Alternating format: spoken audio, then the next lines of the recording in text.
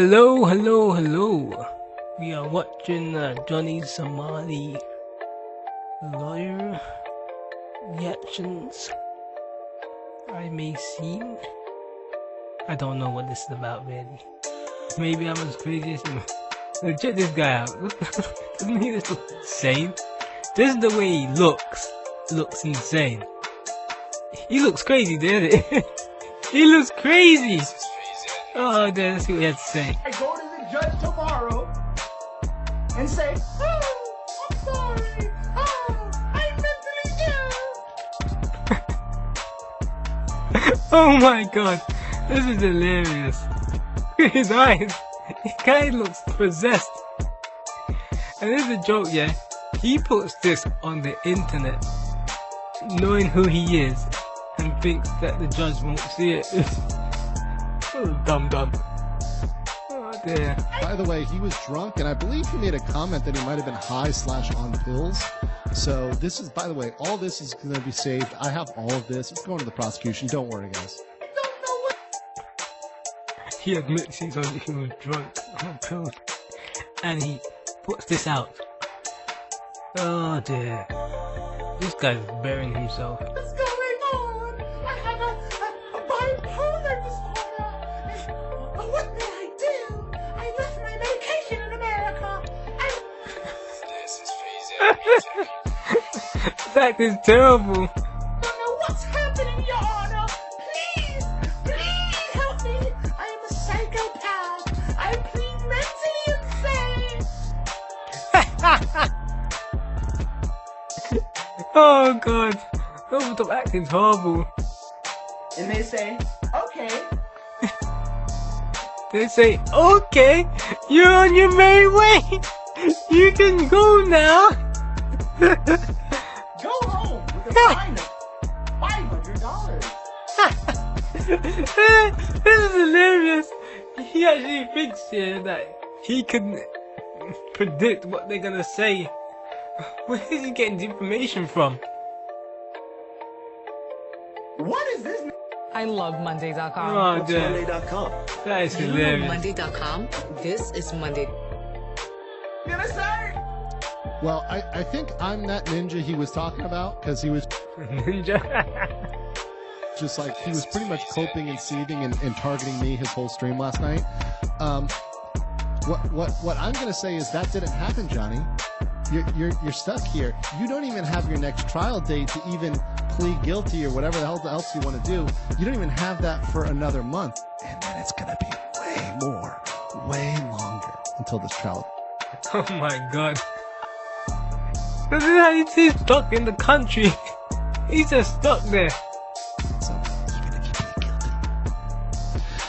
Oh, it was so good. It was so good to see him just absolutely get smacked in the face, realizing he knew nothing. That's what you get when you get law advice from Hank. What advice from Hank? Let's get into the recap. And I'm going to start from the beginning of my PowerPoint. So he was 1 hour late. He lied to his lawyer. He said he was going to get there in 15 to 20 minutes. He took an hour. He also said he had a stomachache. And when he showed up, he was clearly intoxicated, and or hungover or something. And what I have a little hypothesis that perhaps his lawyer saw him or heard him and was like, "Yo, you need to sober up."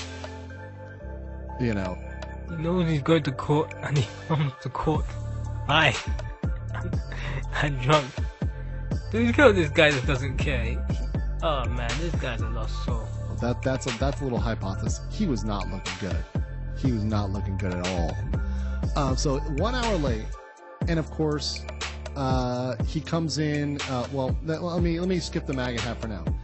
It's the MAGA hat ain't gonna save you. Trump ain't gonna save you. The MAGA hat not gonna save you. No. Johnny and Hank forever. Okay, so they're together, and you could have sworn they were so close together, Johnny and Hank, that you could have sworn they were holding hands. I mean, holding hands. Really, there's an attachment going between those two. Now, mind you, it has been confirmed they live together. And one little surprise of the proceedings, which I didn't mention, I wanted to get a laugh, I didn't mention this, is at one point during the trial, they ask you your address in Korean. And Johnny didn't know it. He's like, oh, I live in Songpa, in this area. I don't know where it is because I don't know, I don't know. And then they ask him, well, do you know the apartment number? And he goes, I don't know Korean. And this is great. So he says, do you know the apartment number? And Johnny says, I don't know it in Korean. You know what the judge says? Say it in English. Because the judge understands numbers in English. He understands 1 and 5 and whatever else, right? I'm not going to dox them, I'm not going to dox the Jamshil office tel they live in. I don't want to give away anything or violate any TOS or anything. I'm just saying, he couldn't even say numbers. This guy was clearly coming off as an idiot. And you saw the judge is a master of not... He couldn't even say numbers. It's like Homer Simpson. Not giving away their expression. They're a master of not wearing it on their face. But you could tell he thought he was an idiot. Right? The way he said it is the words. Well, he was an idiot. He is an idiot. But they were definitely attached to hip. And one other thing was, let me go here. Johnny's outfit. Johnny's good. Outfit. His suit looked like this. He was wearing a white suit that was like 3 sizes too big. It was clearly Hank's suit. I wear Hank's suit. He was clearly wearing Hank's suit. It was like a white suit. It was absolutely hilarious. And beyond that, let's go back here for a second. He came in a MAGA hat. Now, I did before. Again, MAGA hat ain't gonna save you. I you. don't care about people's politics, whatever. He's doing it as a stunt. He doesn't believe in any politics, but by the way, he uses whatever politics try to benefit him. He came in a MAGA hat. He was told 3 times to take the hat off. And by the way, before we came, I actually told Atozi behind the scenes, I'm like, bro, I know you're a hat dude, but you can't wear your hat in the court. And he's like, oh, I got it. We're cool.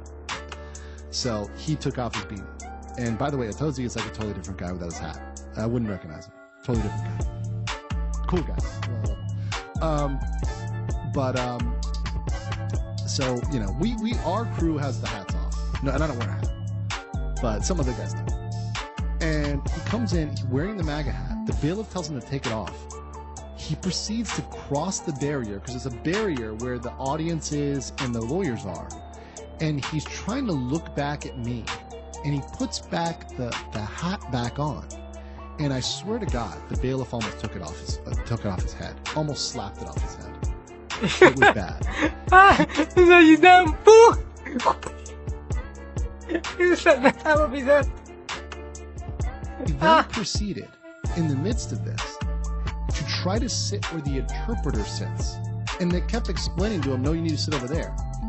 He also kept fumbling with his water bottle, and they're like, don't do that. And his hands were in his pockets, which in Korea is super rude. So he kept his hands in his pockets while he was speaking. And when he went up to go forward, there's kind of the bar, where there's a little, wooden structure that kind of blocks the audience from the lawyers and everybody else. We call it the bar, right? Because it blocks you. It's like a little gate. Hank was trying to go with him. You could tell there was a serious, near romantic look in his eye. Oh my God. I don't even know if these two guys get a game, man. It's like the way they're talking about this guy and Hank. Well, they probably sleep in the same bed. I just can't quit you, Johnny. And he wanted to go forward, but the thing is, Hank can barely speak regular Korean, much less English. His mastery of both languages is questionable. You have to qualify as a court interpreter. You have to have a his mastery of both languages is questionable. He's just as dumb as him. A level of fluency. They test you, and you also have to make certain oaths that you're competent, that you've experienced, and that whatever you say, if you say it wrong, you can be held liable. Right? So Hank wanted to be his guy, but he couldn't. And Johnny was like giving this longing look. They had this weird exchange where they looked at each other. It was very, very weird. But overall, his body language and trying to wear that hat multiple times was extraordinarily rude. And that's how he started off. All right. So, Damn. There's no hope for this guy. And they say he pled guilty. God help us. This guy is doomed.